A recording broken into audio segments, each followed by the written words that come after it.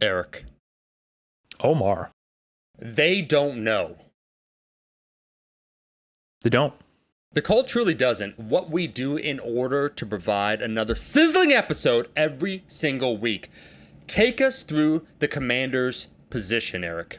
What happened, this last minute calculation, this episode that just perfectly came together. We were in the hot seat. We're about to record something. There were plans, Mr. Dr. Ben House, that you're about to find out. And now we have this episode they're listening to. It's controlled chaos.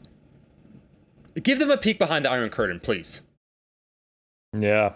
And just like the peek behind the Iron Curtain at certain times, the facade of what was the USSR, but actually cracking at certain points, crop failures, economic collapse, and then eventually we see, oh my God, the USSR collapsed. Right. That's my life on a weekly basis. And I haven't cracked yet, haven't collapsed, but it's really just a matter of time. So this weekend, I'm going to Melbourne. I'm going to be speaking at the UEBC for the first time that it has not been online because of the pandemic, which I'm excited about. Shout out JPS. So I'm communicating with Omar. I'm going, hey, I'm flying out on Friday. I don't get back on until Monday. We, once again, like we do every single week, are in the last 3 days of the week and we need to record an episode. We obviously can't get a guest in that time, so it's time to do more duo episodes. Yep. And he's like, well, I don't have a topic. And I said, well, don't worry, because we just recycle other things we do. Right. And I just made a good mass video this month on nutrition for deloads. And you're like, that's a great topic. That's fantastic. And I'm like, great.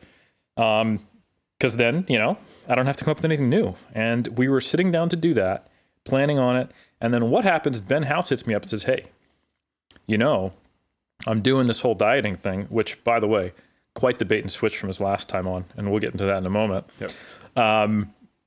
Be cool to have you on Iron Culture, but I can't do next week. And I was like, well, that's actually perfect because I'm going to Melbourne.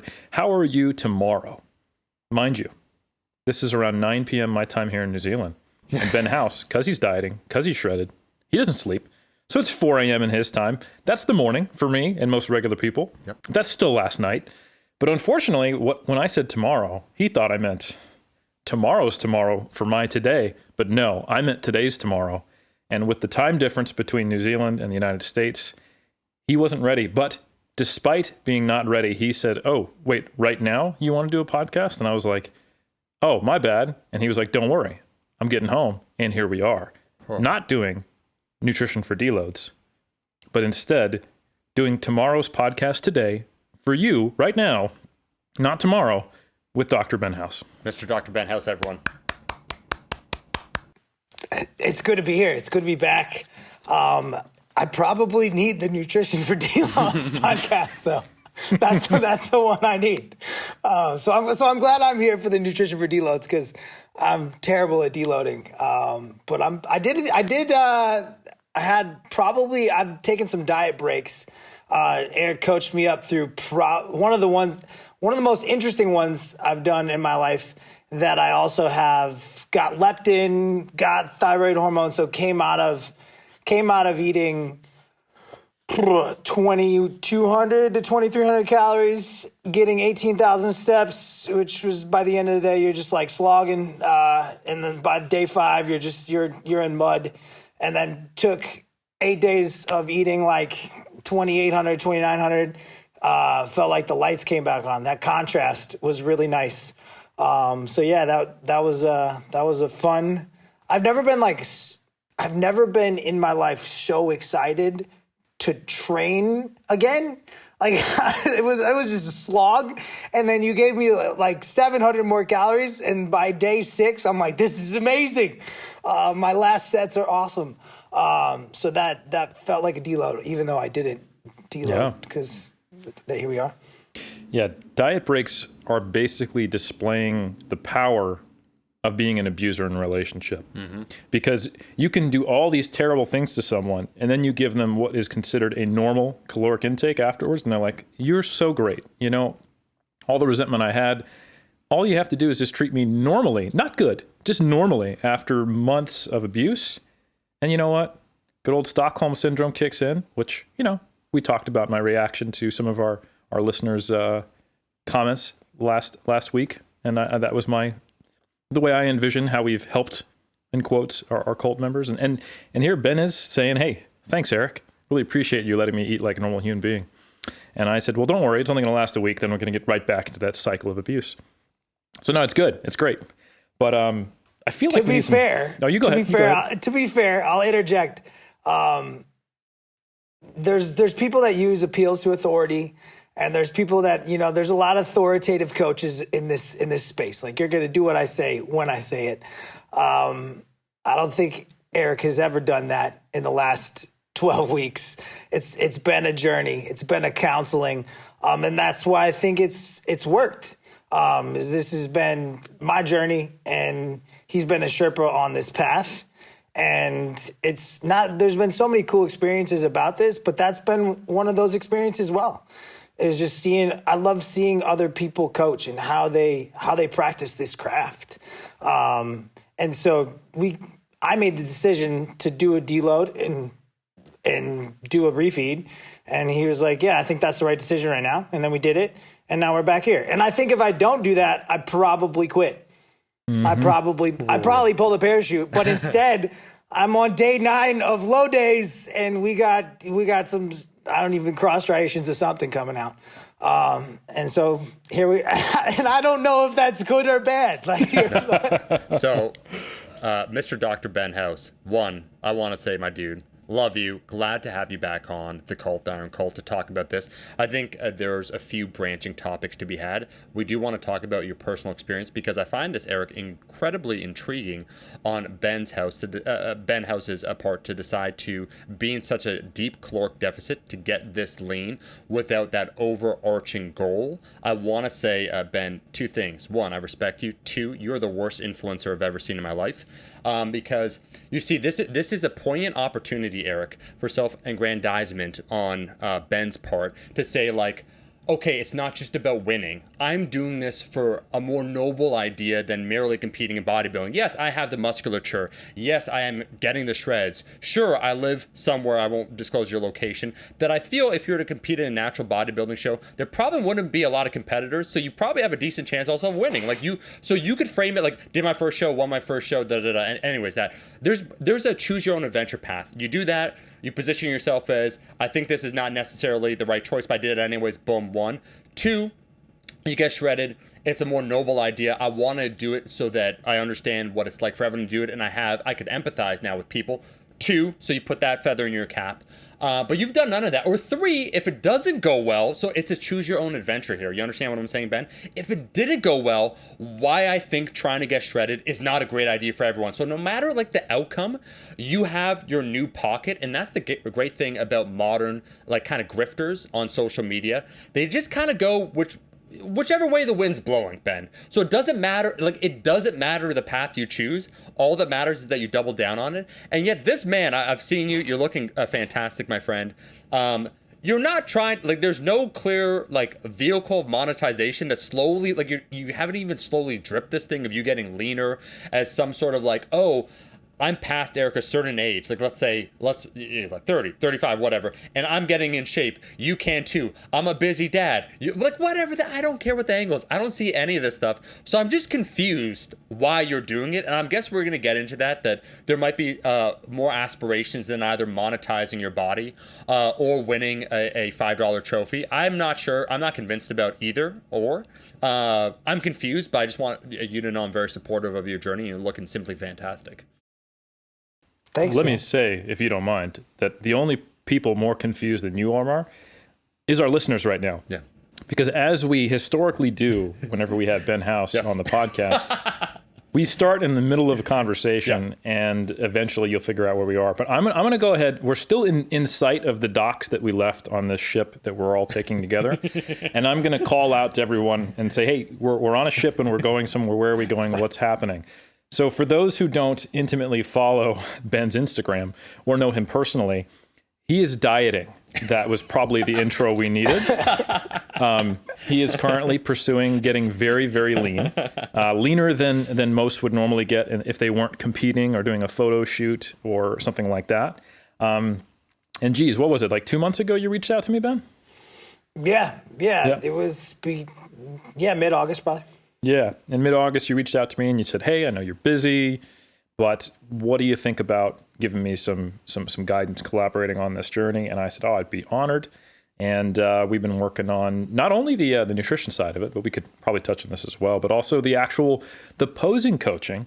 Even though you don't necessarily have aspirations on getting on stage, I think you expressed to me, and I don't want to take the words from you. I'll let you express it yourself as well. But you wanted to see, what does that coaching process look like as a bodybuilding coach? Which I was honored that you reached out to me and that you wanted to see that. Very cool.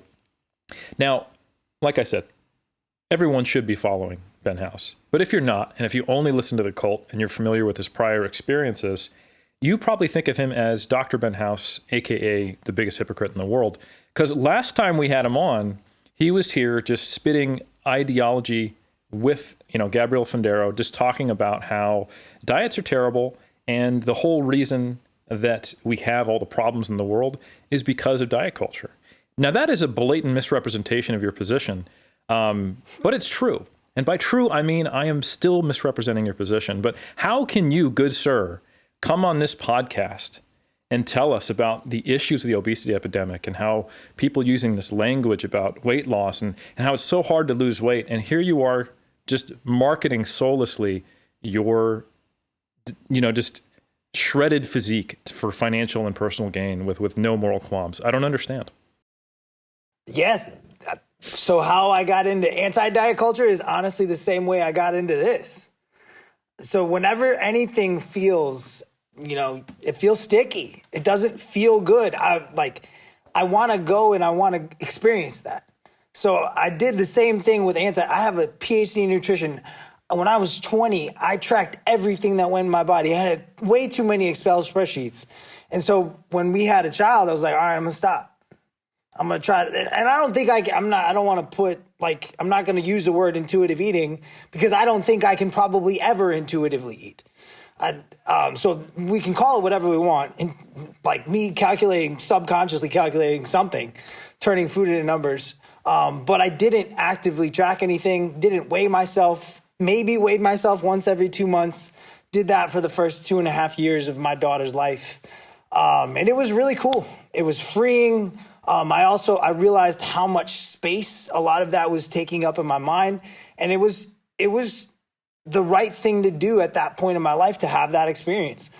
And you'll even notice in some of my writing, is it healthy to have a six pack? I loaded that up for free, along with Can You Stay, because it kind of complements Can You Stay Shredded pretty well. And you see the tone in my writing. It's very against being too lean. I think we've talked about informed consent a lot when we've had these conversations. That to me is, we don't know where the line is for getting shredded and what the cost is. And I don't even think that matters on the group level. It probably only matters on the individual level. And so this is a journey that I wanted to have because I think there's a lot that I could learn here. And if we seek to understand and try to have these experiences, we can learn so much more than just being judgy on the outside. And I think a lot of people in the fitness space, and definitely outside the fitness space, but even inside the fitness space, they're super judgy about bodybuilding. They're like, it's not a sport, it's stupid. Posing is really, really hard. And it's really tough. You're gonna find mobility issues. You're basically standing way more than half naked in front of another person and trying to figure this shit out. And so there's a lot. Obviously, that's a place of vulnerability, right? So you gotta probably be in a container that's not going to spit that out or create a lot of. Because there's a lot of negativity that could be created there. But there's also, I think, a lot of positivity that could be created in that space. And like anything, things can be done well, things can be done poorly. But I went to a couple bodybuilding shows, and I think when you were talking to Berto, it wasn't the last one, but the podcast before, I think 191. You were talking to Berto, and Berto just started talking about bodybuilding, like people moving around stage. And if you've never been to a bodybuilding competition, you have no idea what he's talking about, like moving to center, like he's talking about, he starts in the front relax, he sets the tone, like you have no idea. And I've been to enough bodybuilding shows to know, like when there's a lineup, it's cool. Like, it's cool. And so I've had the outside experience. I've been on people's teams for pro cards, like, and preps. And so I've had this experience and I know what that journey is from the outside. And so it was really cool to take some semblance of it myself so that I could understand the journey that these folks were having. And know that no matter how much food you eat, you're still not full. Like, you're full for like a fraction of a second and then you're hungry again. Like, even though your stomach is completely full. And so there's just all these experiences that have been really fun to have. And then I think on kind of the things that Omar speaks to, these journeys of self-loss and meaning, I think are the threads that really are probably the key to a life well lived. And so one of my good friends who I'm officiating his wedding, we were talking 3.5 years ago, and he's like, hey, I'm doing my 22. It might be my last prep. Like, he's been bodybuilding since, I don't know, 13 years old. We can talk about his, like, homeboy, I can tell this stuff because it's crazy. Like, he's been bodybuilding, like, in Body Space or whatever that was. I don't even know the names of these things, but he literally, this is one of the crazy stories. So his last prep, he came out and I was like, yo, you've probably never been 13% body fat or more, like on a DEXA. Like, you've probably in your life, you've never been 13% body fat. So homeboy got up to 15% and he got himself a little bit more puberty at 27 years old. Beard came in, crazy stuff. And so he was like, hey, this might be my last hurrah. 2022, I'm going to go for it. And so I was like, yeah, I'll roll. Let's go. And so that was before I had a child. 2022 came around. My boy started dieting, started looking shredded. And I was like, yeah, I told you I'd run the last 2 to 3 months with you. So here we are. And I'm so glad that I did, because I understand, I just understand the plight, and I understand the positives, and I understand why people like it. And I understand why they want to do it again. I get it all. And there's no way that I can explain it to you. You have to do it. Eric, I love it. Can we just pause for a second? Because you're aspiring towards something, Ben, the things that give us meaning. It's not for science, which is a noble enough endeavor for the betterment of humanity, so on and so forth. It's not for some sort of monetization. It's for the beauty of friendship, okay? And I think we need to revisit, Eric, very quickly, and I want to move forward, that this podcast, we talk about shared trauma that we collectively have. This podcast legitimately started from Eric and myself unknowingly incurring trauma in an experience that we thought was just going to be a fun night out on Toronto after we were working hard. Like, Eric was nailing all these takes. We actually finished. So he came down for a week. This is a true story. Eric came down for a week. I know from working with a lot of stuffy academics that sometimes, like, instead of one take, it takes 37 takes. That's fine. The camera's in your face. People get self-aware. Eric, meanwhile, is just eating this thing alive. So he was supposed to be down for 7 days to record all this stuff. We finished in 2 to 3. So Ben, I'm like, well, I guess we're going to hang out now. Like, literally, this is what happened. So like, let's go watch a film. Oh, Eric, you like a film? I like film. I heard this film's good. We watched this film called Hereditary. We both didn't sleep. And then after, we said, wow, there really is a lot of darkness in the world. Hey, you want to keep in touch with each other? And then we had to come up with some sort of excuse, iron culture. So the point of me saying that, we intimately understand when you give a promise to a friend, and I'm not even joking when I say this, that's 3 years before you had your child, all those sorts of things. A lot of world events, like literal world events, the pandemic can happen. Who knows what position you're in? But when he gave you the call sign, you said, I'm there. When I said, hey, Eric, I think we should worship this new god, or old god really, Paimon. And Eric said, Omar, that sounds like a cult. And I said, that's literally what it is. I'm saying we should join this cult, and then we should come up with a podcast called Iron Cult. Sure, and no one would be the wiser. We indoctrinate them, and then there's some sort of mass episode, we'll just say, of a transformation, maybe a transfiguration that'll occur. There will all a departure. A departure. They'll bring us all closer to our Lord and Savior Paimon. And he said, I'm in. So he didn't question, the sanctity of his everlasting soul. He just joined me. So when you said you're doing Eric, now I understand. I want you to keep going, Ben. But when you said I'm doing it with a friend, because he asked me, this is why this man could go through literal hell. Can we circle back a second here, folks? Because I'm the only person here that's not gotten below 15% body fat in this entire group. I want to hear, but like in all seriousness, Ben agreed to do this episode. You messaged him, Eric, at 4 a.m. his time. Your boy wasn't sleeping, because guess what? It's hard to sleep now. Can you just give us a little bit of a first-hand account? Because I find this fascinating. Eventually, I will endeavor to do this. As someone, bodybuilders that do this, I think they hear from their friends, oh, this is what's going to happen. Not that you didn't know that this was going to happen. But again, it's not like, hey, Omar, October 31st, I have this show, then I have this one. So it's a little bit different. Can you talk to me, man? Like, what you're feeling, how you're feeling, what are some of the things that have surprised you as an example about this right now? Because you've crossed the Rubicon, okay? You've crossed that point where it's not just like, hey, dog, I'm going to go back up to maintenance. 1 week out, I'm back to normal. I'm loving life. Libido, holla at your boy. Like, I feel like you're at a point now where you've seen some things. Yeah. So there's been so many things that have been surprising. I started in the low 180s. Got down to 170 relatively easy. Like people are, I hesitate even to say how easy it was to get to 170 because so many people will be mad.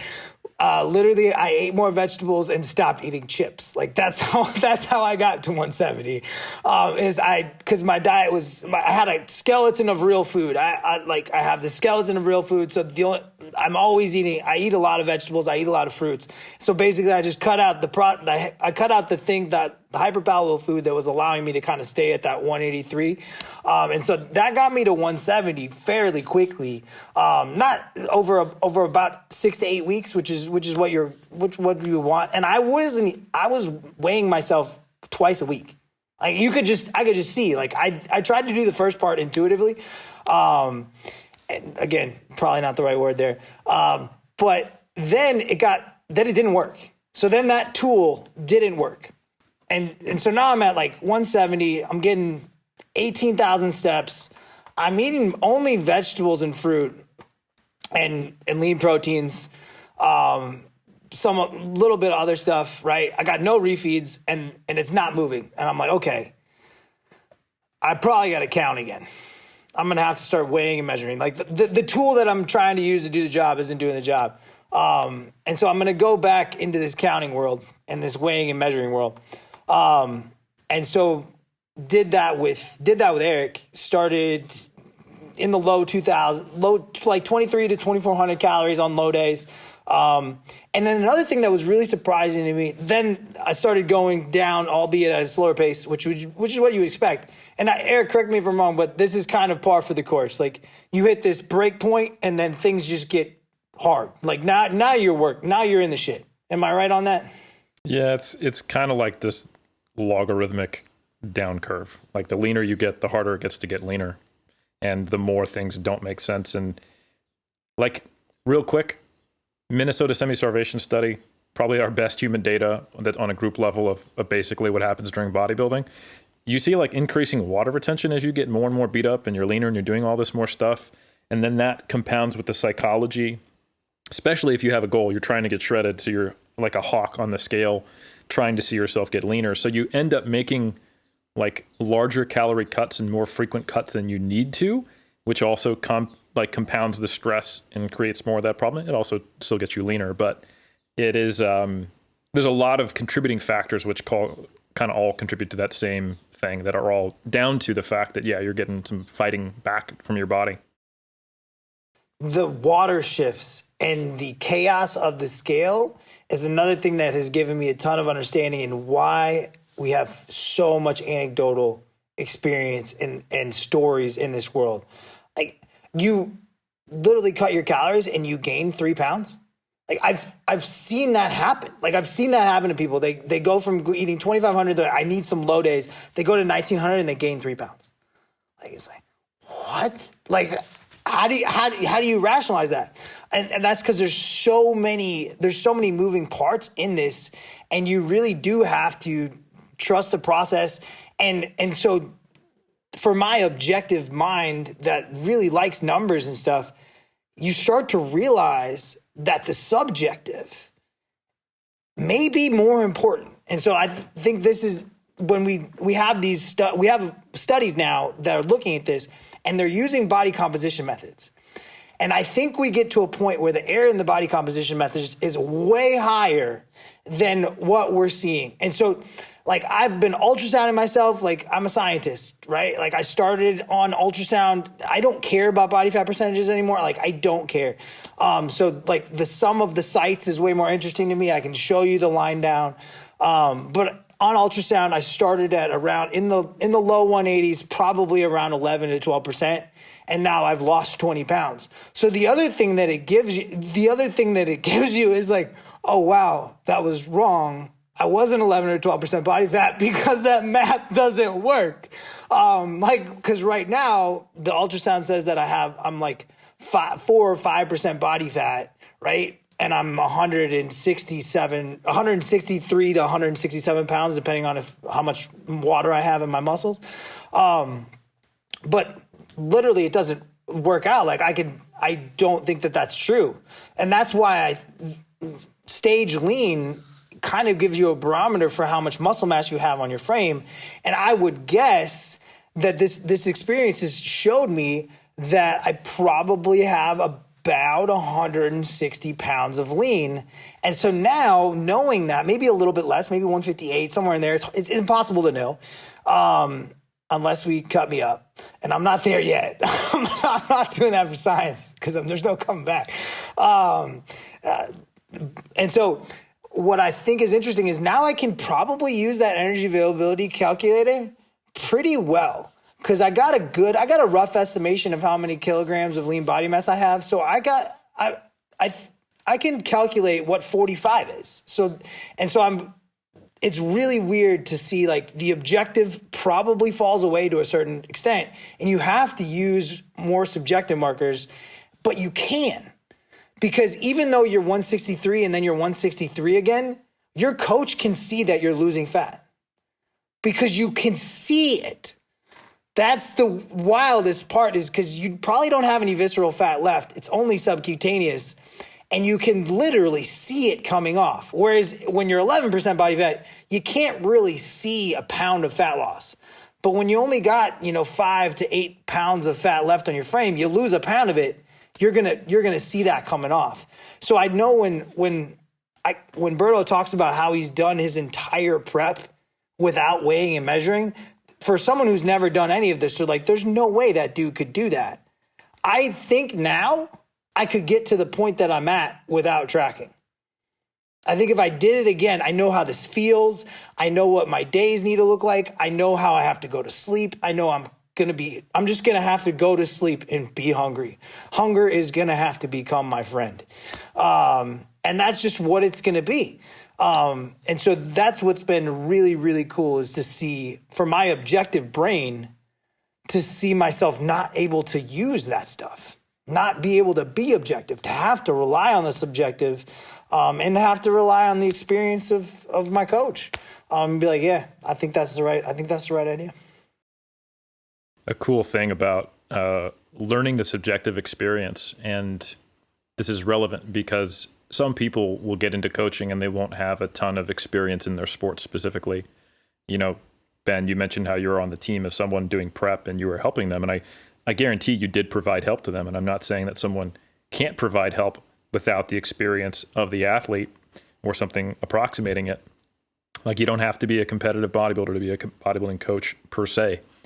But I do think that the reason why you hear someone say, like, oh, what, you never done a show and you're coaching people, you shouldn't do that, is because one of the most valuable things that a coach can do when someone is doing something extreme and very challenging, especially if they're a first timer, is to help normalize that experience and let them know, yeah, this is part of the process, and saying you have to trust the process.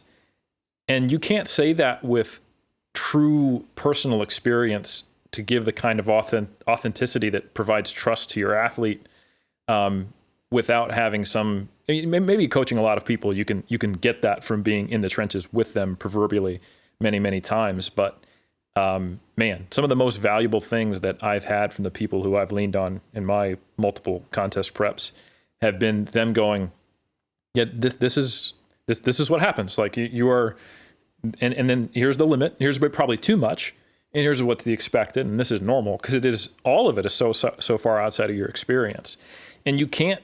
It's very difficult when you're going through that alone, without context and without knowing what should be normal, to try to rationalize your way to some place that isn't full of anxiety. And even if you are able to be objective enough to make decisions, your confidence levels are so low. And you can, to some degree, if you have a good trust and a good rapport with your coach, you can borrow that from them. And I think that's far more important for these kind of extreme endeavors like we're talking about than something like, oh, I really hope they get my macros right. Obviously, you can make some big quantitative errors if you just put someone on 800 calories when they should be eating 1,800. All the soft skills in the world isn't going to make them not feel like shit, and they shouldn't feel like that, and you shouldn't be doing that. But I think it is really, really important to understand the value of being able to normalize a subjective experience, put in context a subjective experience, and provide someone the level of confidence and a slight reduction in anxiety so they can stay the course and keep the right perspective that will help them, achieve the goal they want. So yeah, just to echo what you said, I think it is a useful experience at the very least for someone who's going to be in this space. Yeah, I can comment on that. I know everything that's going to happen on paper. Sickness behaviors, apathy. I can show you the papers. I have the citations, but it's different. To feel it, to feel I'm normally you can see, even for this podcast, I'm pretty jazzed up, but to feel the lights go down, and so many things have happened in the last 10 weeks where wild stuff. And I literally don't care. It sounds so crazy, but my flight, some people have on my flight, and normally I'm just I'm on the phone with customer service. I'll call customer service, I'll do the same things that I would normally do, and I don't care. There's no other way to explain it. I care about the most important things in my life. I'm not gonna drop. I use the analogy of you got rubber balls. Your rubber balls are making money or things like that, and then the glass balls are your relationships. You don't want to. You're juggling. You don't want to. I'm not gonna drop those balls. And Eric knows if that ball was dropped, I'm going parachute out. I told him first. When we started it, I was if ever I'm not able to be a dad, or ever I'm I'm out. But that hasn't. I've been able to hold steady on that, which has been cool. And if anything, I think I've been more laser focused because a lot of these other things are in control. And all of this is unsustainable. Let's just be real. I don't have the air that I'm going to sustain this. This is an experience. It has an end. And I'm very interested in that end, and and if I can do what I think I can in my mind, right? Because hyperphagia, there's a word, there's a science word. Yeah, you could drop me in a cupboard and I would never come out. I'm eating everything at any point in time in the last 12 to 15 weeks. You could have left me in a grocery store and I would have just ate through that, man. And so it's really, and that's fun. And I also, if that is what it's like, so I don't know. I can't know what it's like for someone who's 300 pounds to lose 50. I can't know what that's like, and I'm not going to put myself through that to have that experience. I don't think that's worth it from a health perspective for me. But if any semblance of this is what it's like, whew, if that hunger is constantly there at this level, and that's what it takes to maintain their 10% weight loss, because remember I said I'm starting at 183, I'm 163 now. Y'all can do math. That's 10% weight loss. So I'm maintaining about 10% weight loss. The most I've ever weighed is 195. So I'm maintaining about 15 to 18% weight loss off my high, but I couldn't maintain that. So that was probably higher than my intervention point. I would guess I'm 170 to 190 is probably that intervention threshold. Probably not even 190. I got to eat till my jaw hurts to get up there. And so those are the experiences that I've kind of been able to take away from this is you got to rely, if you're going to do this, it is a very lonely thing. Like, it's a lonely thing. Like, your coach isn't going to be there at 10 o'clock when you're hungry and there's food in the fridge. Like, it's you. You're there by yourself. What are you going to do? What are you going to, I can put whatever I want in my data tracker. Like, Eric's he doesn't care. He's not going to know. Like, but like, I'm there, I'm hungry. What am I going to do? Right? Like, what are the skills? What are the competencies? What are the resources that I have? Right? And the reason, Omar, that I love this the most is you can't fucking buy it. You can't buy it. It is not for sale. Like, you can make it easier with money. You can hire someone to cook your meals. You can make it easier, but it is not for sale. And I love that. I love that the only way you get this is through your effort. Obviously, if you have more resources, more competencies, you can make it easier, but it's never going to be easy. For the majority of people. Some people will probably be easy and they'll be like, why can't you do this? It's so silly. Like, but those people are just annoying in general. So we don't have to talk about them. Well, I mean, the proof is in the pudding that certainly, don't get me wrong, in the Western industrialized world, people in a lower SES category do tend to have it worse on average for not only having obesity, but also dealing with it. However, the fact that it is a Western industrialized world problem in the first place, I think does indicate you can't buy it. You know, like I'm from California.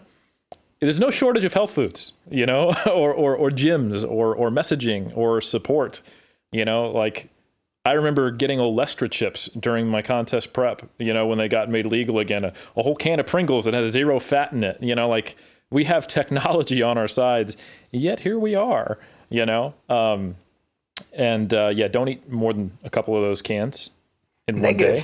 Negative fat on those. Just Poop remember, orange. They got banned in the first place for a reason. Let's just say the slip and slide is a lot of fun until it's inside of you. And we'll leave it at that. Wow. But Eric. The other thing I want to say, hold on, Omar, yeah. is I think the difference between, this is one way I'm creating a framework here, because I love what you said about rubber balls and glass balls. I think the difference between an athlete pursuing their sport in a healthy, holistic way, or one who is their sports become almost a pathology, or they're heading towards burnout or injury or having negative consequences in their social life, is being unable to distinguish between those two things, or being willing to make those glass balls rubber balls because their sport has become the most glassy ball of all of them.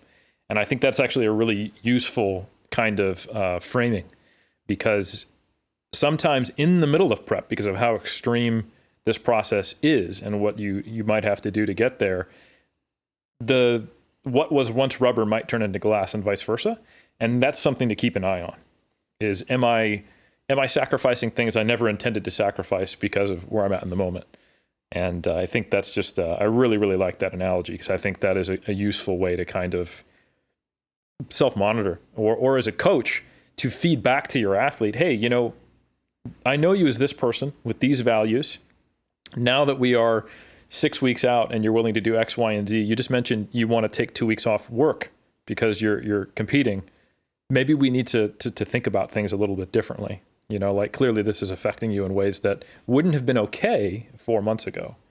And I think that's one of the things that is another, I think, lesson that can be taken here if we want to put the coach's hat on, is I think part of your duty of care is helping the athlete remember who they were, and also contextualize the context, of course, contextualize the current situation they're in, and help them remember that there is going to be a version of them in a couple months, if it has some relationship, which I think is a decent assumption, to who they were a couple of months ago, because in both these instances, they're probably going to be back into a more normal, quote unquote, energy availability standpoint, and probably closer to their, at least above their lower intervention point, that they might be thinking like that again, and they might not like what decisions they made and who they were at that time. And not to berate them or make them feel bad or dictate to them, but just kind of go, hey, I think your radar's broken a little bit. Don't worry, I've got another unit. What do you think about this? And I think that is something that is a difficult thing to do as a coach, because you're not sure, like, what is my domain of being a sports coach versus a quote unquote life coach or a therapist. And I think anytime you're getting into an extreme pursuit like this, you probably do have a duty of care that extends a little outside of the bounds of the on-paper sport that you're coaching. Yeah, I can see the allure of that summit. Like, I can even see it right now. Like, I'm going to summit that. Like, I'm going to go, I don't care what it takes. I'm going to go get that summit. And I think if I was in my early 20s, like, I've done that. 100%. Like, I've done that. I've done Olympic lifting. I've done CrossFit. Like, I've been lifting for 25 years. I've ruined my life for the summit. So I've had that experience. And I didn't get the summit. I was just summiting nothing. I was like crawling up a hill with my friends. You're still at base camp. Yeah. Like, but it was like the allure of it. Like, I came up in the CrossFit world, like, where I was beating people at the CrossFit Games. Like, on TV, like, if you gave me the right 3 movements, like, that I was really good at, I could beat them. Like, granted, they're on day 2, they're a little fatigued, but I'd do that workout and I'd beat them. Like, so I was just, like, I wasn't good enough to be there, and I never would have been good enough to be there. But if you put 3 things together and I hit the lottery, I could make it happen. And so I know the allure of that summit, and I wasn't gonna. That was my, like, core value. Like, I'm not going to dust everything up. And that's honestly, Omar, you asked, like, why, there's a couple of reasons why, like, I didn't put, like, I don't have a show on the books. Like, I don't really care, to be honest. Like, the more I've gotten into posing, the more I do care, which is interesting, because I just want to go up there and have that experience. Like, I wanted the lights on, like, but my wife's super funny. She's like, how would we feel if I did a beauty pageant for our daughter? And I was like, touche. And so I'm not attached to it. I kind of get to have that experience a little bit, and I've gotten better at posing. And so from the bodybuilding side, man, I can see how this thing could tear your life apart if you did not have someone in your corner who was kind of pulling you back. Because there's so many aspects of this that could just have everything that a drug would have. Like, we talk about, like, iron culture. When I was 21, I was part of a Buddhist school. Like, I took precepts, like, all that stuff. Like, I was celibate for a year and a half. Like, I don't know many people in their 20s who've had that experience, right? This at least not intentionally. Not intentionally, yeah. Yeah. There's a lot of incels who would relate to you, but it's a little different. Well, it's just because modern society's so messed up. Normally, they would be the catch of the litter, Eric, as you know. But it's modern society that has it twisted. But anyways, go on. Yeah, he's a cell, not an incel. That's right. And so I've had those experiences, and this feels like that. So the addictive quality of it, I can just see it all, and how there's good and bad in that. It's probably a dose and duration type thing. Like, what other things you have going on in your life? Like, is this the only thing that you have going on in your life? Do you have friends that don't do this? Like, I have friends that aren't bodybuilders. I have friends that have no idea. Like, dude, are you okay? They literally, like, what's going on with you? Like, what is this muscle? Like, this is stupid. What's going on? And so I can see how if you were alone without a guide, man, it could be a pretty dangerous place. And A lot of double-edged swords, a lot of two sides to the coin. Omar, I'm remembering when we had Dave Tate on, and I apologize if I interrupted you there, Ben, but just so many things ping into my head as you talk, because obviously this is something I've thought about a lot from every side of the fence. But when Dave Tate was on, he talked about the difference between, obsessive avoidance and, using something as a tool to cope with it. Yeah. And I don't know if I've got the words exactly correctly, but there's a difference between hiding from your aspects of your life through a pursuit and using it as a vehicle for processing and feeling things. And it's a fine line. And I think just like that's a double-sided coin. There's a double-sided coin too to going, you know what, people don't understand this relatively weird thing I do with bodybuilding, so I've made a lot more friends. So I have people to relate to, and I've got people in the sport who I can go to and have support from who understand my experience. That's the good side of the coin. The other side is I have a really messed up relationship with the sport, and I'm trying to normalize it so that I don't have to face that. So I've made a bunch of friends with other psychotic bodybuilders, and I've cut other people out of my life who tried to tell me that they're concerned about me. And you see that. And I think that's really not that different from the person who gets sucked into an online community that ends up, moving them a little further away from what might be true, into, a belief system or an ideology that they wouldn't want to associate with even just 6 months ago, and because the only people around you are experiencing the same things, and when you're doing something in a relatively potentially pathological way, you don't see the pathology until it does something that is damaging to your life, or to your health, mentally or physically. And so you're 100% right, Ben, that's should be one of the roles of a coach. And I think one of the things I, as a researcher, have tried to do, and the paper I wrote with Katerina Pernjak, as well as Jake Lenardon on towards a sustainable nutrition paradigm in physique sport. One of the things we identified was like, hey, there's a higher prevalence of people with a predisposition or pre-existing or a history of disordered eating and body image concerns getting into this sport. And Ben, when you talk about the allure and how you can see it and how it reminds you of a drug, and we were talking off air about how you really like the control, and that's it drove you to a PhD in nutrition, accounting numbers. Those are things I literally don't know any bodybuilders or physique athletes who don't have some element of that, at least at times. Like even Berto, who talks about like kind of freestyling it, and he has a lot more of a by feel intuitive aspect about him. He still does drill down into that element of his personality at times and leverages it. And that is always something that needs to be understood as a double-edged sword as an athlete. And I think the problem is that when you are trying to pretend it is not a double-edged sword, or you're hiding yourself from it, or you have no one around you who can point that out. That's a huge element of the whole reason 3DMJ exists, is because people are going to do this. Some version of this will exist in any infinite reality where we have evolved apes, right?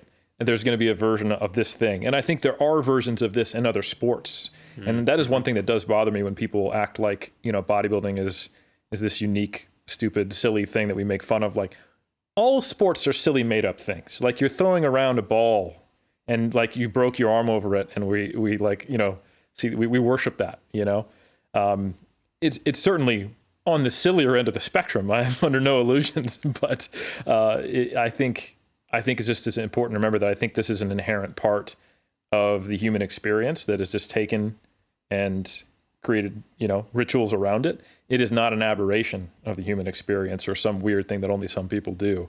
And I think better understanding it can be a better pathway to understand yourself. But on the other side of that coin, it can also be, a pathway to hiding certain aspects of yourself or delving into the obsession without the actual upside.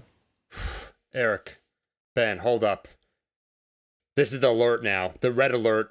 Kai, Brandon, someone, editor. I want to, woo, woo. We've never done sound effects. We need the sound effects because, folks, we've entered the monster episode territory. It's official. There's something I do, Eric. The last point you made, I want to jump off of and then circle right back to you, Ben. And that is that other sports have these costs or consequences that aren't as apparent, but are even more dire in ways. And when you said about Dave Tate, because I grew up in the era similar to you, Eric, where powerlifters, so forget Dave, but I know the graveyard, the silent graveyard. That's what we talked about on Iron Culture of people. I'm just using that as an example because I know a lot about powerlifting or powerlifters, people in their now 40s, 50s, 60s, so on and so forth. There's a gym that I went to that now is no longer, it's extinct now. It got bought out, Riverdale Fitness. And Eric, is full of old heads. So guys in their 60s, 70s, and early 80s that trained in the 60s and 70s. Some of them did bodybuilding, more bodybuilding focus that competed and so forth. But some were also old school powerlifters. Anyways, the point of me saying all that is one of my favorite sports now is MMA, and those costs are immediately apparent. CTEs, all these horrific things, but people knowingly participate. That's understood. Football, so on and so forth. But I do think that there was this assumption, not that it's more noble among strength sports, but that there's no consequences for potentially for the actions. We butted against people that said deadlifts are dangerous for you. Yes, in an absolute sense, totally not dangerous, and that's not what I'm saying at all. But a lifelong pursuit of one thing, especially with the old methodologies that were espoused before, that were basically a direct result of people on performance enhancing drugs where that methodology wouldn't work for someone who's natural. And because a lot of these things, there's a mystique behind it that it wasn't understood. Why wouldn't I work up to daily max, so on and so forth? The point of me saying that is that there's a lot of people at these gyms, Ford is also included, I'm not going to name names, but with broken bodies as a result of a pursuit. And of course, you have to take some personal responsibility. It's a probability that occurs over time. It's also the survivorship bias. If you're in your 50s and you're still trying to pursue hitting an all-time PR, but you haven't updated your thought process, and so you entered this as some sort of thing, exactly what you said, Eric, like Dave Tate style. And that did hit home when he said that. I'm glad you brought that up, that it's almost an avoidance, this pursuit of something. And I'll never forget George Lehman, I think is his name, when he was on Super Training, when he was being interviewed by Mark, and he said this idea that he was doing, Ben, this deadlift, and in his head, he thought, if I made this deadlift, I'd bring his dead sibling back. He actually said that out loud, and that's not an uncommon thought. The idea that you're going to a place that obviously isn't unhealthy, but this means so much that you are willing to sacrifice certain things.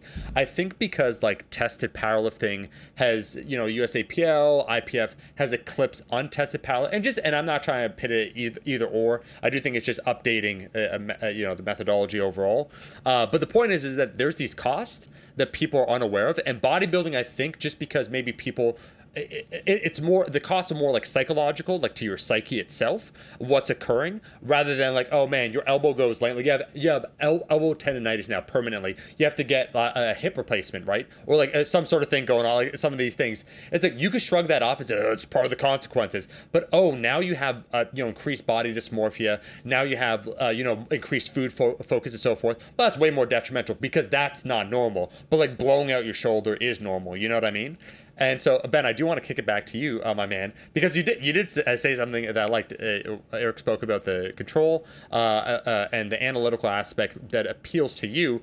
And a paraphrase now, my man, the Polish writer, the great Stanislaw Lem, where he said in the Hospital of the Transfiguration, he said, a reader reads to escape, a writer writes for redemption. Well, maybe a bodybuilder competes for validation, but a toner does it for salvation instead. For yourself, I'm seeing something here. Put that on a shirt. I am seeing something here, Bendo. That's why I find it interesting. Always the amateur, maybe because I'm a perpetual amateur, and the adult films or otherwise, that I see in you, you deciding to do this. And it not being I need to win that $5 trophy. I find the journey intensely fascinating. I know you said I want to leap off of this now about who's it right for to experience this, how to open your eyes. And we're speaking off air a little bit, man, about that even being at an energy balance, you can experience reds, that whole can of worms.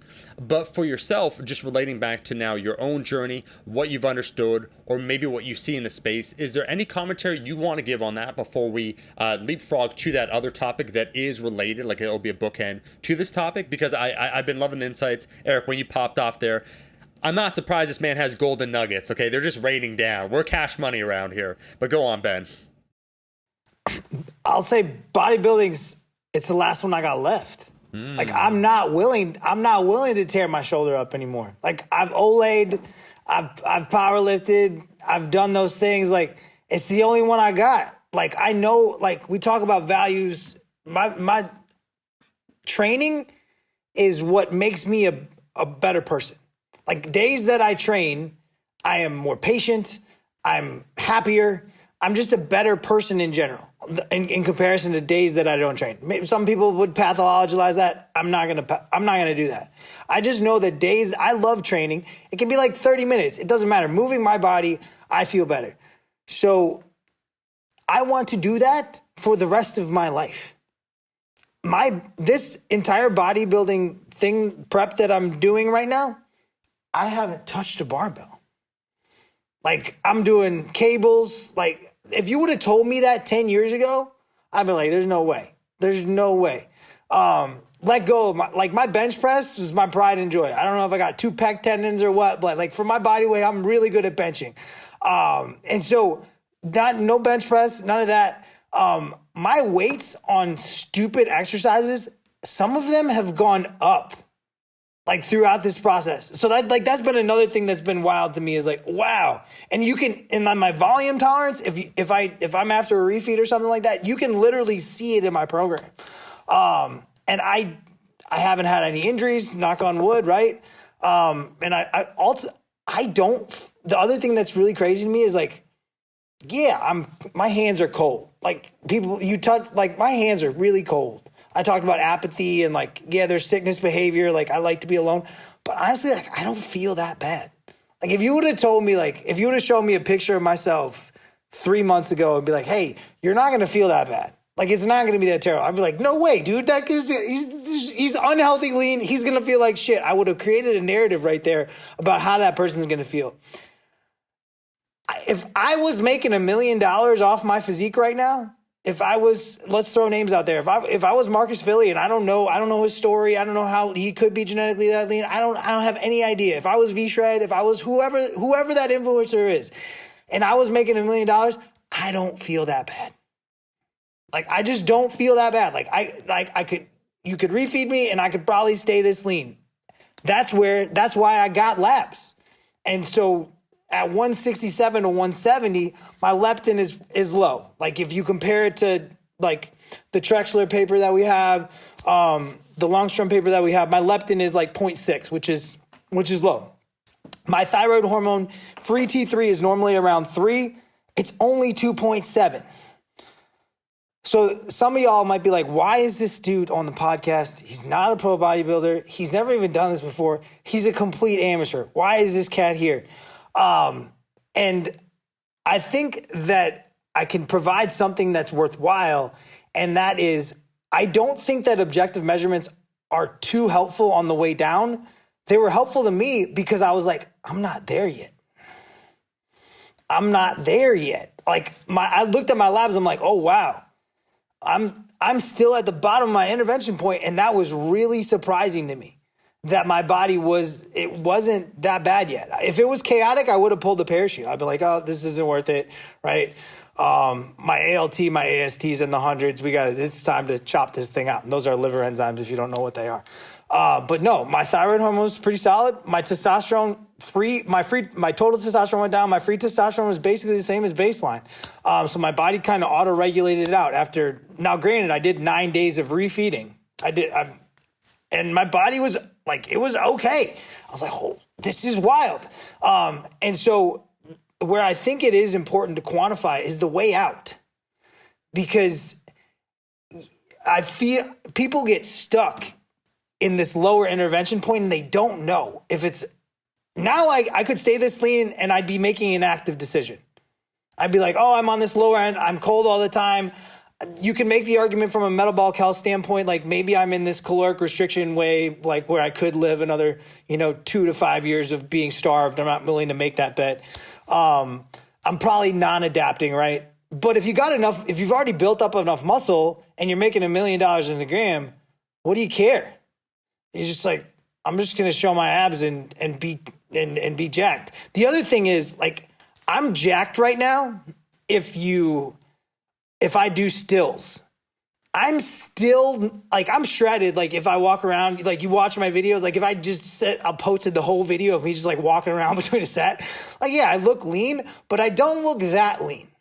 Right. And so the level of leanness that someone has to just look to be candidly, like just like anywhere you go, they're shredded. Like you have to be really shredded. Eric, I'm decently shredded. And you like candidly, you could still find points where I'm like, ooh, that guy's not super shreds. Yeah, no, I would agree with that. He's probably got another. I think you'd probably need to get down to 160. It's another 5-6 pounds, and then you would be always shredded looking in all positions.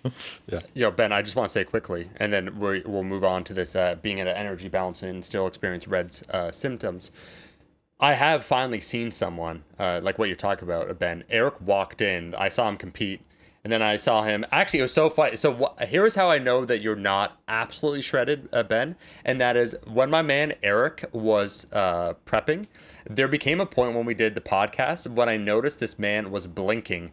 I'm using the past tense. He blunk, which isn't a real word, slower. He was like this. He was like, so he was still coherent with everything he said, but there's just the one small sign, which was Eric's blink took 2 seconds. It's like this. It's like, go back to like episode 14 if you don't believe me. But then also when I saw Eric in person, when I met up day before his like what a guy. He's gonna drive out to me because he knows I don't drive. I'm in Sacramento, and we go and he has like 2 pieces of sushi because of course that's what you can have. You have a competition the next day. But the way this man slow walked in a full tracksuit, this man's an OG. Like just the way Eric, but he walked in with swag because this wasn't his first time. But anyways, the point of what I say all these things is that I actually have never seen someone, because I have full disclosure, like how many gyms have I been to, how many bodybuilders, natural enhanced that I've seen either like prepping or whatever. I don't think I've ever seen anyone actually see, I've seen people, I've seen like enhanced people compete like physique or whatnot, but when I saw Eric, I remember thinking, I'm like, this dude is like lean in person. Like when I looked at you, I don't know if you remember, Alan Thrall made that video, Eric, where like he like jokingly, Alan's the man, where he took off Ben his like pants and he's like, just evaluating my physique. Like he said that. And of course, Eric's like shirtless and stuff. And I saw this dude, I'm like, this guy's like, when you're lean, relaxed, not posing, and you're just looking at you like, I don't even know what those muscles are. Like, I don't know what's going on there. It's like, that is very lean. So yes, you not being that, I don't think that's necessarily a bad thing, but I was looking at it and like all of a sudden I just had like $1 bills in my hand. And I was just like making it rain all around Eric. And Eric was way too tired and fatigued from prep to realize what I was doing, but I was just making it rain all around him. I picked up no dollars. Yeah. That's I'm not doing an RDL with that. You're like, ugh. You're paying me to do a bodyweight RDL, and I'm not doing it. Yeah. So. Yeah. I had 4 sets of triceps one day, and I had 2 exercises, and I was like, nah, I'm not going to change the exercise. It didn't make any sense. I just did 4 sets of the same exercise because I didn't want to move shit around. I was just like, nah, I'm just going to keep this here and do 4 sets of this. I was just like, boom, why did I do that? But it was a right decision at that moment. Hey, well, Ben, I think the perfect launching point for this now is maybe people catastrophize when it comes to strength sports, some of the things or like the pain that they're in or what have you. I understand that, Eric released that article. We spoke about it, the whole idea of low energy availability, REDs, and we're kind of talking about off air, the whole concept that you could actually be at energy balance and still experience some of these symptoms. But there were some points being raised off air if people noticed the time at the top left of how long we've been topping. It does not perfectly match with the podcast. In fact, we were talking for about 25 minutes beforehand, which is why when I started the podcast, Eric, with you, I was jumping off logically where we were. The fact that they didn't know the prior 20 minutes to give context, oh wells. Ben, but I believe there was something you wanted to bring up, and there is a fruitful kind of a bookend conversation to what we've been talking about right here. Yeah, Eric said he had a gem in his "Can You Stay Shredded" mass article. There are a lot of gems in there, but I think this idea of you can be at energy balance, being in a state of low energy availability and experiencing symptoms of REDs. I think a lot of people in the evidence-based community be like, that makes no sense. How could you be in energy balance and still be in this relative energy deficiency in sport and all the things that come along with that, GI distress, bone, mineral density loss, all that stuff. You've seen the spokes.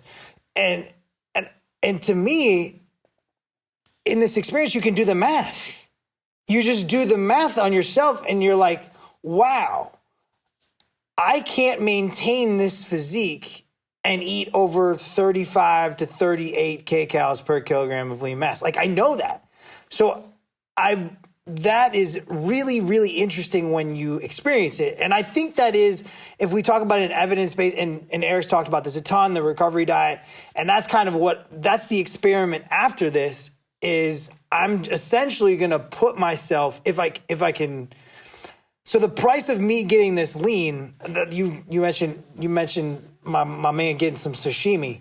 I haven't gone out to eat in 3 months. I know food. I've worked in restaurants. Like, I understand, like, people like y'all, you're putting your macros in from the restaurant. 100% of the time, it's not right. Like, it's just not right. It's just not right. There's butter on that stuff. It's not bad. It's fine. But there's been an objective price for me getting this lean, and I've been pretty tight. Even with my level of analytics and my experience, I'd say I'm still inside I probably got a 250 kcal error bar. I would maybe 150 on either side. Just to put that in context, I've been doing nutrition for 15 years straight. I got a PhD, and I think my error bar is still 10%. So if this is your first time counting macros, believe me, your error bar is very, very large. But that's been the price. I'm going to try to keep that going on the back end, because our plan is to put me back up to 40 kcals per kilogram of lean mass and energy availability.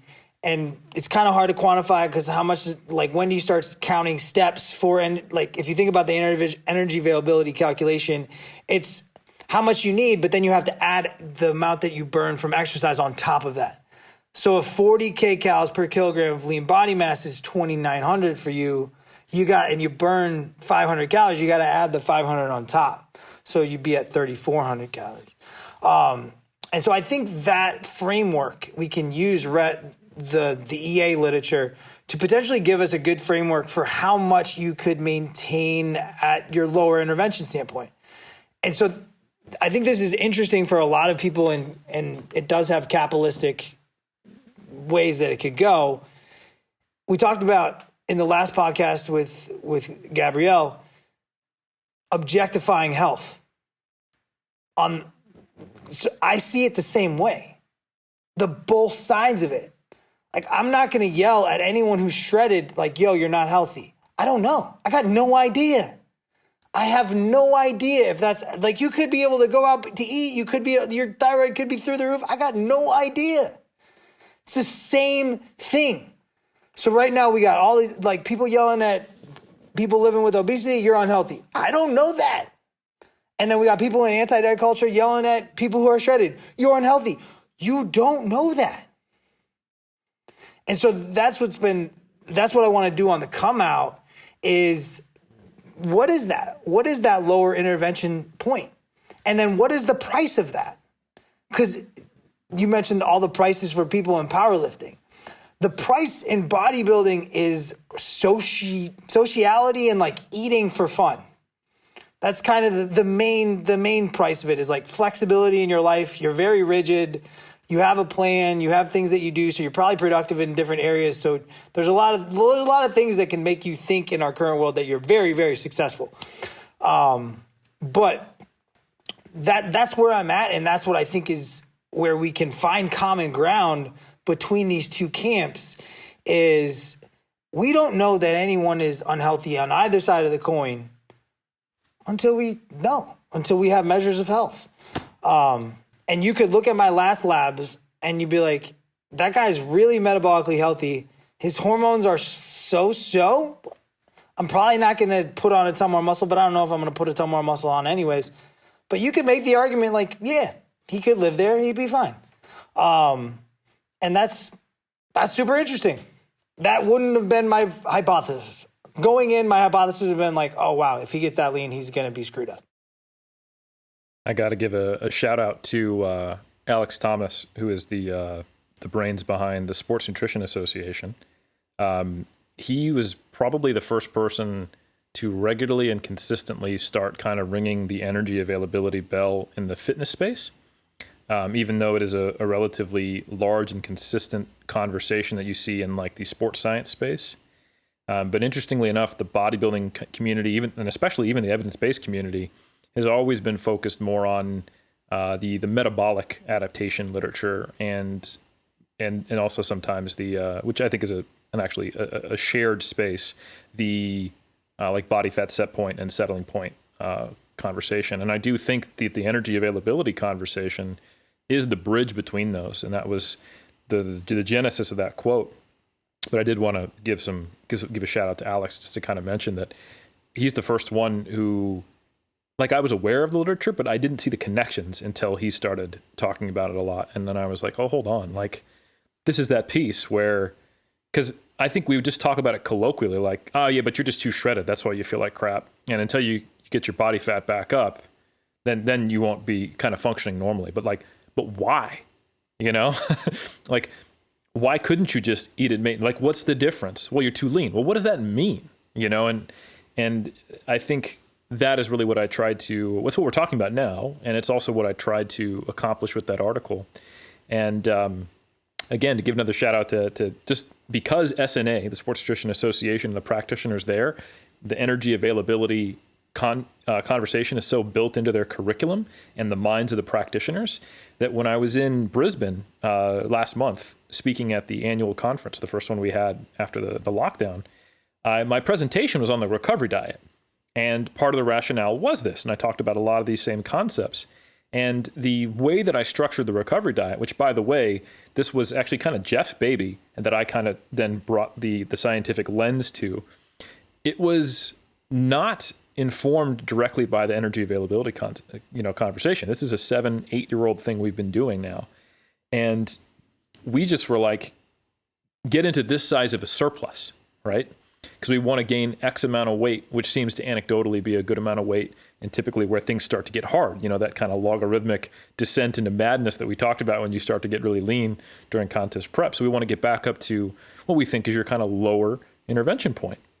So we had all of that terminology, and I was presenting that, and I was saying, yeah, so, you know, this is going to be your largest surplus. It's going to be the most aggressive phase of your off season. The goal is to put fat back on and get to that point just when the diet started to get hard, basically, and then we slow it down.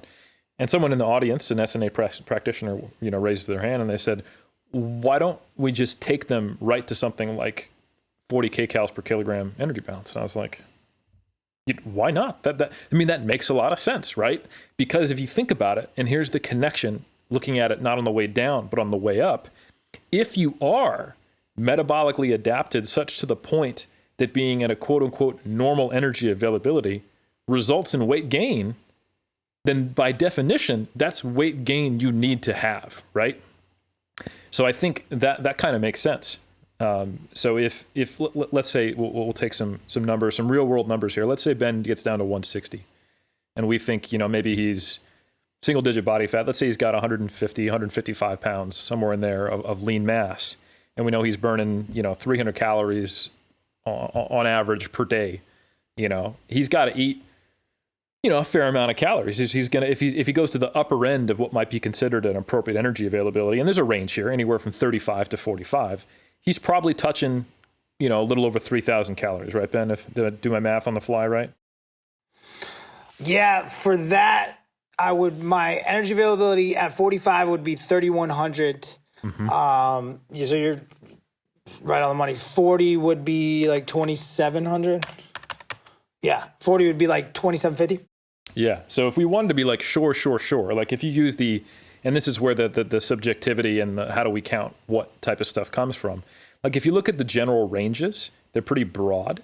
So like an appropriate range to be in if you consult the energy availability literature for weight loss, healthy quote unquote weight loss in an athlete, that's generally from like, what is it, 30 to 40, right? And then the point where you just are never supposed to go below in the sports science literature is 30. that ain't happening for 99% of people. If you want to get shredded, you're going to have to get into the 20s.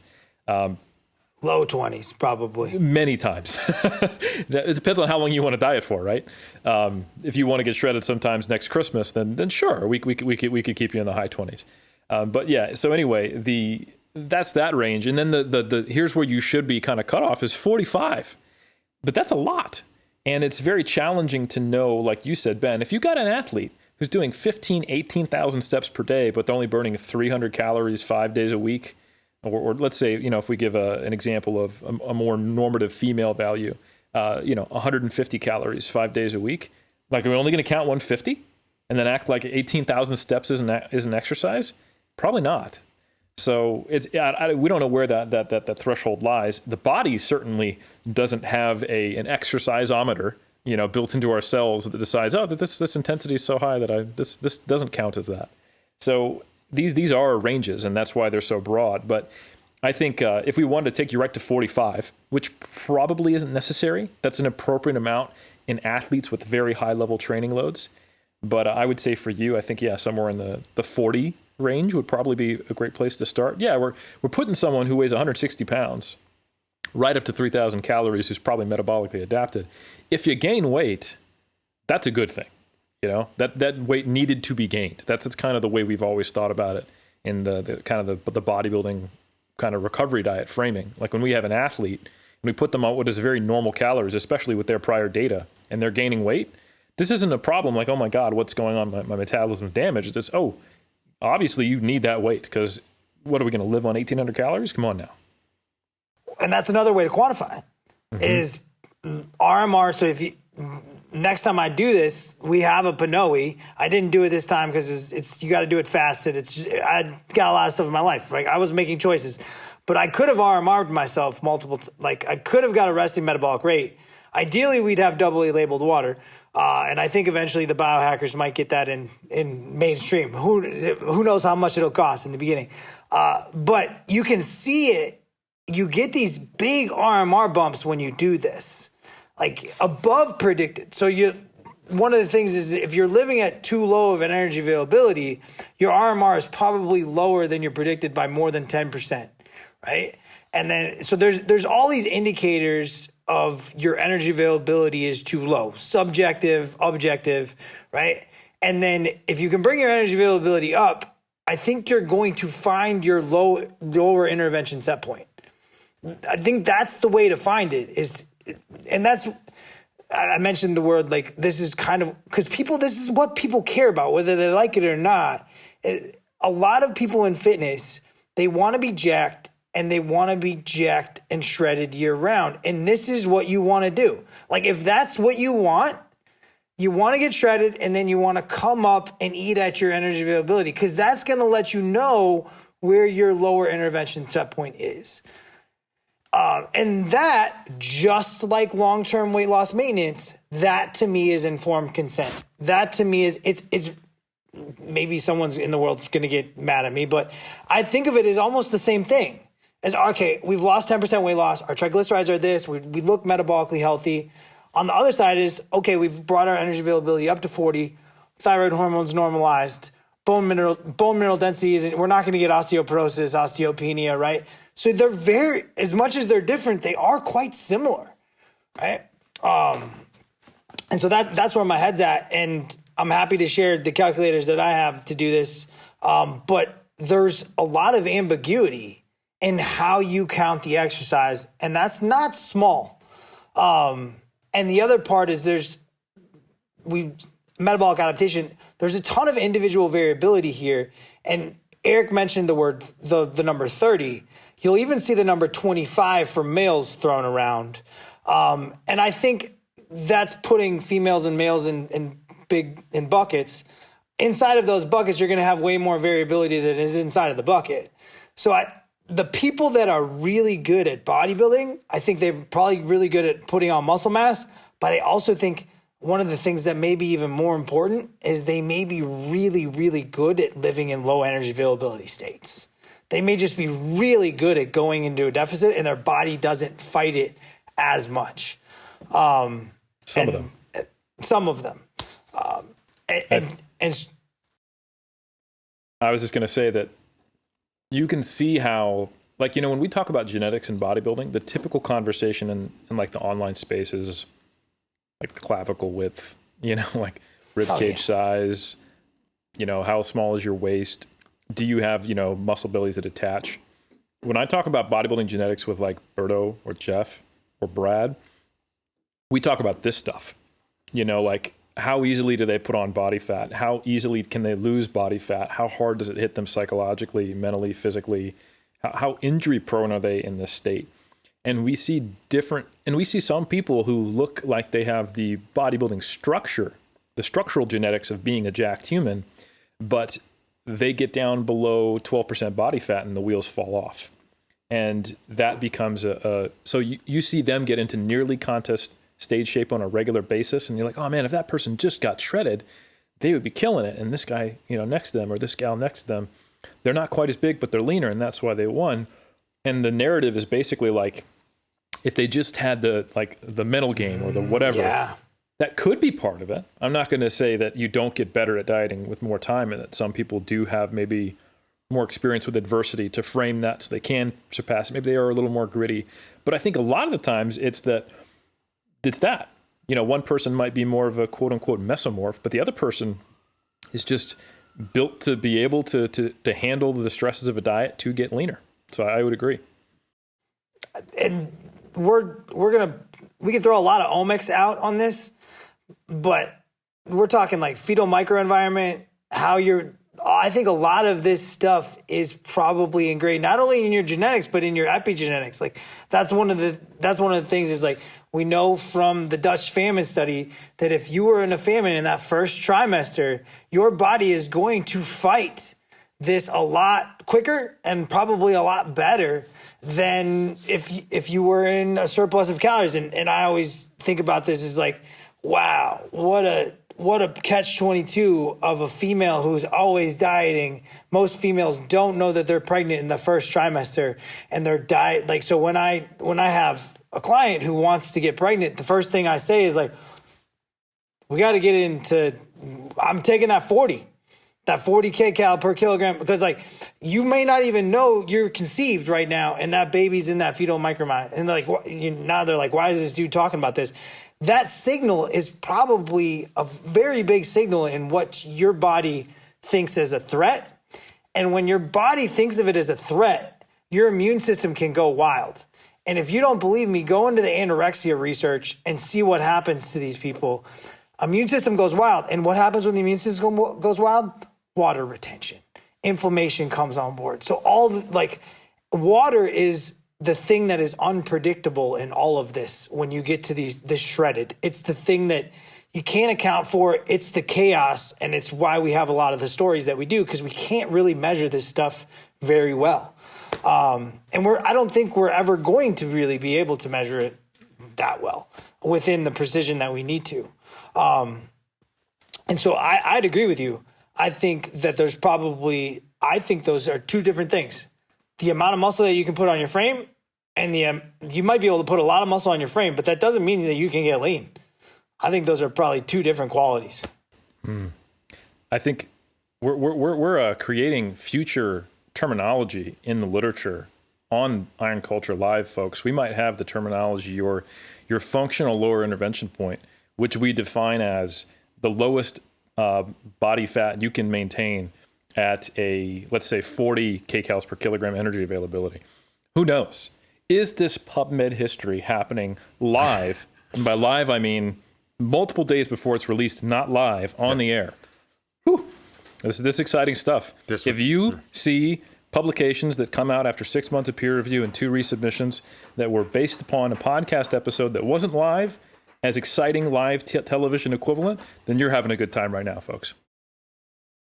Look, I kind of feel if there was a window into many important moments in history, and we could think of some of them. Ben, name one important moment in history. It doesn't really matter, but just name one. It doesn't matter. like what? The Challenger explosion. Eric, thank you for stepping in. The Challenger explosion. Don't put my man on the spot like that. He's not eating. He is sorry. He's like the invention of cereal. So Who's the president? so How many fingers am I holding up?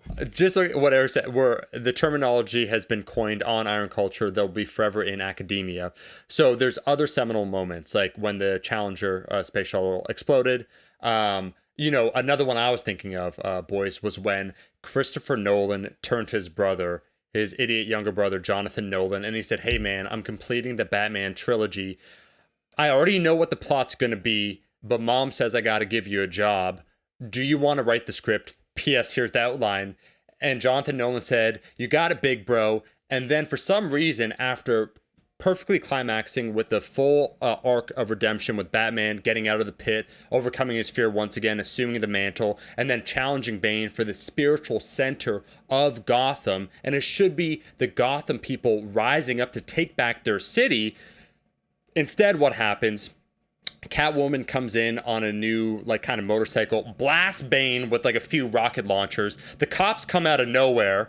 They start fighting like these mercenaries. The citizens do absolutely nothing. Batman retires, and then his idea of retirement, his ideal form of retirement, is not to thank his new father figure Alfred for all the years of work they've done together, and they've been through so much, is to literally ignore his father somewhere in France or Italy while sipping a cup of tea with a new Catwoman. Is his idea of retirement or spiritual fulfillment. Jonathan Nolan, when he was in that room with Christopher Nolan, he said, "No, here's the plot, don't mess it up." And Jonathan just heard, "Mom said I get to play as player one right now." And he wrote that script that tarnished already what was a good film. That was a seminal moment, but I feel that this scintillating moment right here easily eclipses it, Ben. Well, all I have to say to that is that he wasn't the writer we deserved. Right. And he also wasn't the writer we needed in this case. So, hey, I will say though, to get back to it, this episode has answered the age-old bodybuilding question, Ben, which is that if a bodybuilder or a person gets shredded and doesn't tell anyone about it, does it count? And now we realize probably, because while we've admitted that we're filming this publicly and we're going to link all your social medias and so forth, there are other reasons to endeavor to get shredded, other than, for the gram, other than perhaps for the bodybuilding trophy, which does look I must say, I like shiny objects, okay? I do like shiny objects. And I do think the very, very interesting conversation is that is of informed consent, that if you are someone, and I will state this, I think eventually before my career is over, before we get snuffed out by Paimon, I just show up one day, my house is dark, Eric, and I should have known. I was like, what, why no one paid the electricity bill? And I should have realized, no, my house is full of Paimon servants. This is it for me. I'm about to get beheaded. I think I will dance with the notion, Eric's you're hearing it here first, folks, of getting lean to that point. And I do want to discover what that intervention is. Eric's this is what I've been hoping for. What year? I'm in. What year? Before I retire, I said. So inside, I am the person that is the most non-committal. Eric knows this. See, I do sabotage, Ben. What you don't understand is I do calculated sabotage. What I did I turned Eric so much off from coaching me in 2019 that unlike you, that showed responsibility, and you're here's the game plan, yada, yada, yada. You're a mature, logical, analytical person. I just started sending photos of myself to Eric and me asking, what do you think my body fat is? And Eric's first response was understandably, you're not wearing any pants. But the idea was to give a full idea of what my physique was looking like. And then from there, he said, I don't think this is for you. And thereby justifying to me that I never needed to get lean. So me now saying I will, Eric knows it's not going to happen. Little does he know, forever's a long time. From now until the end of time, as we say, is a long time. So I'm just throwing it out there, folks. Ben, you may have inspired me. I think there's a lot to learn, and I don't know.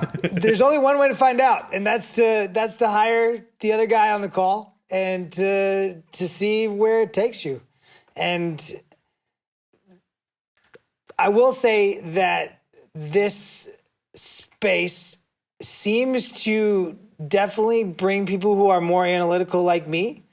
But that doesn't mean that you can't make art another way, right? And that's where I think what's been really cool about this journey is I tried something probably different than a lot of people would think. I didn't jump right on the macros, but then I had to go to my teddy bear. Like everything wasn't working and I had to go to my teddy bear, right? Like, but I don't think that I have to do that again. And so there's a ton of different ways to dance, and you might be able to write your own music, man. And get shreddy shreds. Omar, yes. You know what impresses me about Dr. Ben House? Or as you call him, Mr. Dr. Ben House. Yep, thank you. Mr. Dr. Ben House. See, I put the doctor first because I'm from academia. I have respect. But you're just an I'm an old-timey gentleman. Yeah. Yep. Is that he always has something valuable to say and he never takes the bait, but he also rolls in stride. Yes. So if we recall, earlier in this podcast, I opened it up presenting myself as this authoritarian coach who was creating an abusive relationship with him. Yep. Without hesitation, he described me as the exact opposite, but it still rolls perfectly with what I had to say and then makes a good point. Only 20 minutes later, same thing happens again. I call him out for being immersed in anti-diet culture, creating ideology, and then now doing the bait and switch for monetary gain. Doesn't address that bit at all, but has something valuable to say and actually talks about the similarities and the differences between the two. And now here you are, self-effacing, making yourself sound like you could never do this. And what does Ben have to say but something useful, helpful, and describing how art can be done differently? It just doesn't happen this organically on most podcasts, folks, and it's because we have this man on. And I just want to say that I appreciate you, Ben. And this has been a really useful conversation. And we've gone everywhere and anywhere. And I think somehow, maybe it's the diet-related obsessive focus. This has been one of our more on point, believe it or not, folks, episodes where we've had Ben on. And I think we've covered a lot of good ground. We started with the history and the culture, and then we got into the science with the connection to the energy availability and having an objective way to define, like, hey, is this sustainably healthy for you, this level of leanness? Which I think is something that I'm really interested in exploring now in a true academic sense. Like that might be something that would be a cool experimental intervention when you see people who, okay, we are seeing symptoms of REDS. What is their body weight? And then what happens when we put them into this energy availability? And how do we quantify, what's the moderating variables for whether that needs to be 40 or 45 or 42? And I bet you physical activity would be a big component of that. So anyway, those are my final points. I'm going to leave it there with a big thank you. And Ben, anything you think we need to cover that we have not thus far? No, it's always an honor to be here. Thank you for having the podcast, and thank you to everyone who's listening. This can be all of it. The Iron Life training, it's not normal. You look around, it's not normal. So it's nice to have a place that you can come to every single Monday. Maybe a Tuesday. Nope. It's nice you can have a place to come, and you do kind of you feel like you're coming home. So thanks for providing that space and holding that space for all of us. Man, Ben, love you, dude. Let me just say, like, this man's about this life. Like, it's in his blood to the point that he doesn't say it out loud.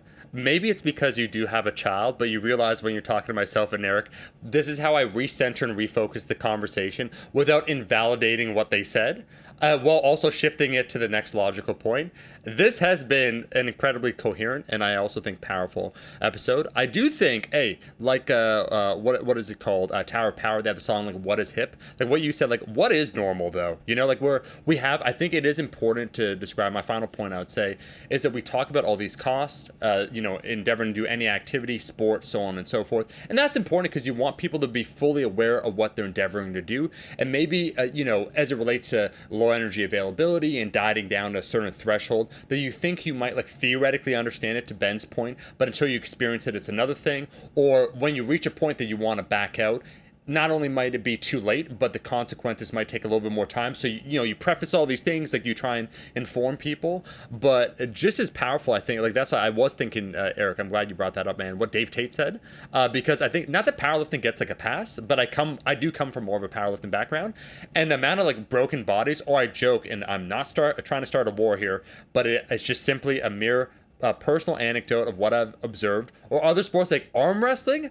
The amount of young dudes I've seen do arm wrestling, Ben, at the gym that I go to, Fortis, and because the arm's just not meant to handle that much force, like literally tear their bicep, and no one cares, like no one talks about it, and it's like a rite of passage. You want to talk about rites of passages, Eric, where you talked about like you joke about like, oh, you did your competition, did you get like some body dysmorphia? I'm like, bro, oh, you did your first like arm wrestling competition, do you have a full distal detachment of your bicep and it's never going to function again? It's like, oh, welcome to the club, right? Like there are levels to this. I just think like if one corner knew what the other corners did, I think we'd have a lot more of a sobering perspective. But nonetheless, luckily we have Kai, and we've promised so many times, Ben, this is my fault. Hey, we got Mr. Dr. Ben House's stuff. Link is down below, and there's nothing down below because let's forget this is the guy in charge who's not really in charge. Kai's already done that, so people already know. They could check it out.